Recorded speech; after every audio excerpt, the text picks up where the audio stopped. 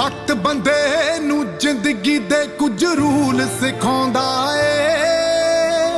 जद चढ़दी है गुड्डी हर कोई मिलना चाहुंदा ए। जे अज हंकार वक्त झट पलटी ला जावे, राजे बंदियां कोलों दर दर भीख मंगा जावे। क्योंकि वक्त किसे दे प्यो दा नी कोई बन के बैजूगा। मैं करनी छड्ड दो सब कुछ इत्थे रह जूगा। की बड़े की छोटे रोटी सब ही खांदे ने। दुनिया उत्तों सिकंदर खाली हाथी जांदे ने।